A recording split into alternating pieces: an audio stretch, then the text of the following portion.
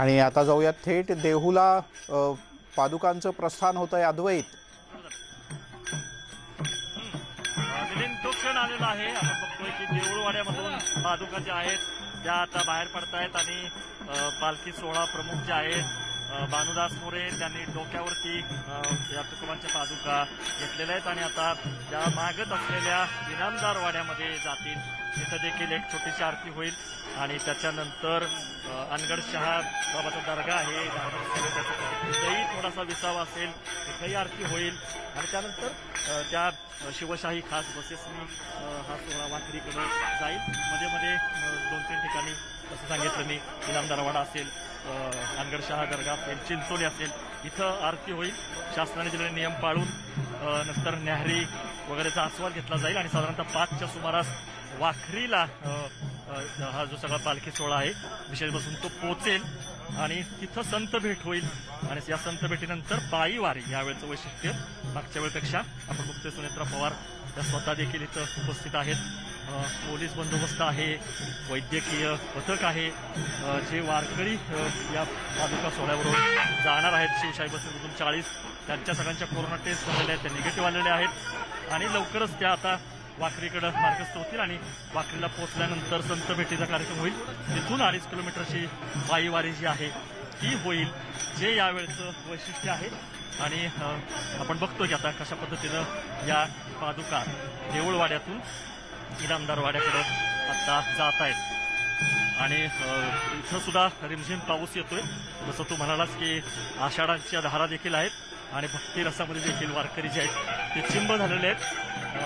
त्यामुळं एक प्रकारचा आनंद आहे की निदान यंदा काही प्रमाणात तरी गेल्या वर्षीपेक्षा वेगळा अनुभव मिळतोय। आपण बघितलं की 18 दिवस इथं मुक्काम होता आणि तरी देखील काही जे सोहळे आहेत, मेंढ्यांचं रिंगण असेल किंवा अश्वरिंगण असेल, ते सुद्धा प्रतिकात्मक देहूमध्ये यंदा केलं गेलं आणि त्यानंतर मात्र आता 2 बसेसमधून हा जो सगळा पादुका आहेत आळंदीवरून ज्ञानेश्वर महाराजांची आणि तुकाराम महाराजांची देहूवरून या आता साधारणतः 8:30-9च्या सुमारास निघतील आणि 5 वाजता वाखरीमध्ये पोहोचतील। साधारणतः 7-7:30 वाजता पंढरपूरमध्ये पोहोचण्याचं नियोजन आहे आणि याच क्षणाची सगळेजण आतुरतेनं वाट बघत होते। पादुका डोक्यावरती ठेवून पालखी सोहळा प्रमुख एक पाऊल टाकतायत। त्याच्या मागं आपण बघतोय की वारकरी आहेत, पुढे देखील वारकरी आहेत जे इथं गजर करतायत। आतमध्ये कीर्तन झालं आणि हे सगळे आता एक प्रकारे प्रदक्षिणा घालून मंदिराला इनामदार वाड्यामध्ये आता थोड्याच वेळामध्ये पोहोचतात। अद्वैत, तुझ्यासोबत व्हिडिओ जर्नलिस्टच्या माध्यमातून हा सोहळा याची देही याची डोळा सगळा महाराष्ट्र अनुभवतो आहे। ही खरंच आपल्या सगळ्यांकरता मोठी गोष्ट आहे। मंदिरातून प्रस्थान झाल्यानंतर तू म्हणालास त्याप्रमाणे प्रदक्षिणा घालून बाजूच्या इनामदार वाड्यामध्ये एक आरती होईल आणि त्यानंतर पुढच्या मार्गाला रवाना होतील। आपण तो गजर ऐकूयात।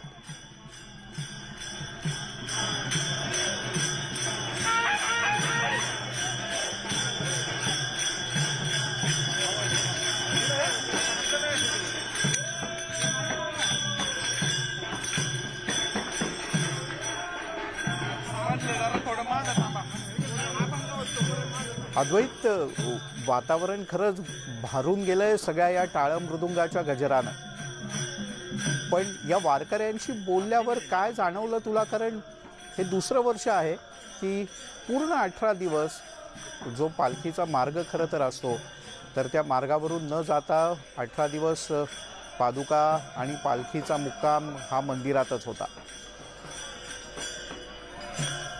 बरोबर आहे मिलिंद, आपण जर बघितलं तर ती खंत तर आहेच की पायी वारी जी आहे ती करायला मिळत नाहीये, पण कुठंतरी कोरोनाचं भान देखील आहे आणि ते भान देखील संयम जो आहे तो दाखवलेला आहे, वारकरी संप्रदायाचं वैशिष्ट्य आहे आणि त्यांनी सुद्धा सगळे नियम पाळून हे मान्य केलेलं आहे सलग दुसऱ्या वर्षी आणि त्यांची देखील मागणी होती की प्रतिकात्मक तरी पायवारी करू द्या, तिथे मान्य झालेलं आहे, त्यामुळे आनंद आहे आणि आता संख्या देखील दुप्पट केलेली आहे। मागच्या वर्षी 1च बस होती, 20च वारकरी होते, आता 2 बसेस आहेत, 40 साधारणतः वारकरी आहेत, त्यांना जायला परवानगी दिलेली आहे। निश्चितपणे अगदी पूर्ण जरी आनंद नसला तरी गेल्या वर्षीपेक्षा यावर्षी परिस्थिती सुधार.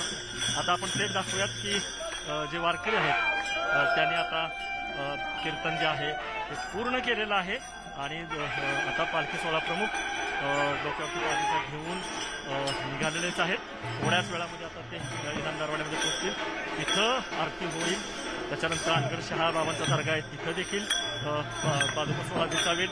इथं देखील आरती होईल आणि त्यानंतर मध्ये अजून 1-2 ठिकाणी आरती होऊन न्याहारी वगैरेचा आस्वाद घेऊन साधारणतः 5 वाजेपर्यंत तुकाराम महाराजांच्या ज्या पादुका आहेत त्या वाखरीमध्ये पोचतील. त्यामुळं वारकऱ्यांचा आनंद जो आहे तो आता दुणावत चाललेला आहे. पावसाच्या धारा देखील रिमझिम म्हणजे फार मोठा पाऊस नाही त्या पडतायत आणि जसं म्हटलं की भक्ती रसामध्ये मात्र सगळे चिंब झालेले आहेत.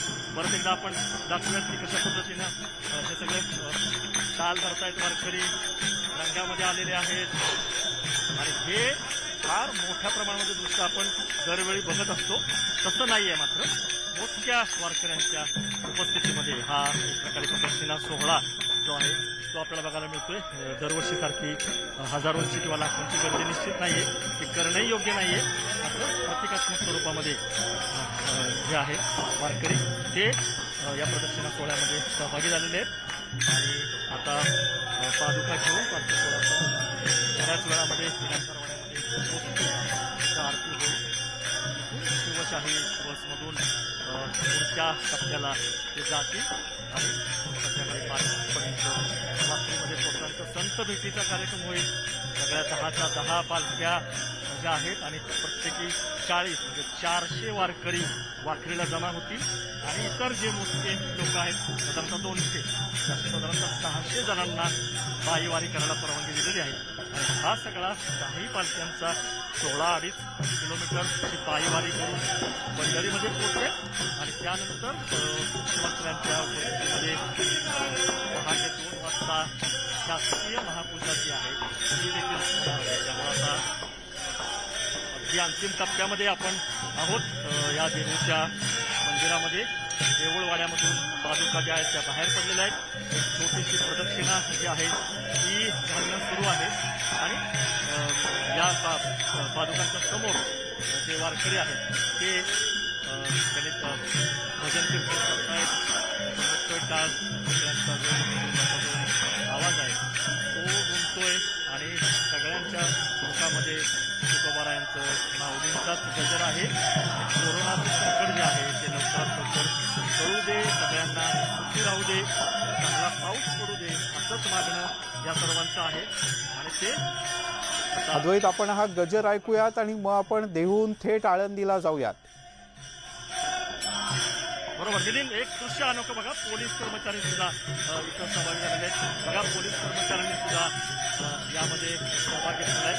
हे वैशिष्ट्य आहे. आपण बघितलं की सुरुवातीला सुद्धा पोलिसांच्या श्वान पथकामधील श्वानाने देखील तुकोबारायांच्या लोकांना एक प्रकारे मानवंदना दिली आणि आता पोलीस कर्मचारी जे आहेत ते सुद्धा या वारकऱ्यांसोबत या सगळ्या सोहळ्यामध्ये सहभागी झाले आहेत.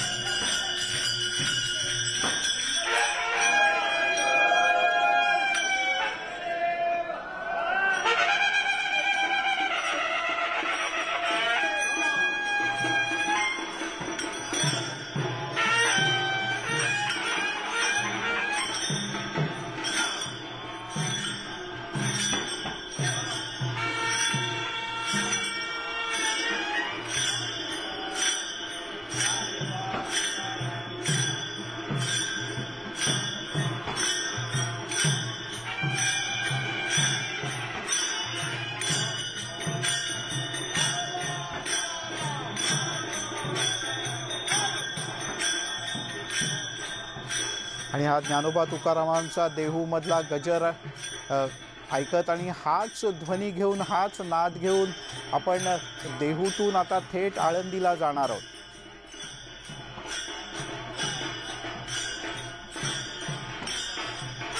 बुलेटिनमध्ये घेऊयात एक छोटासा ब्रेक.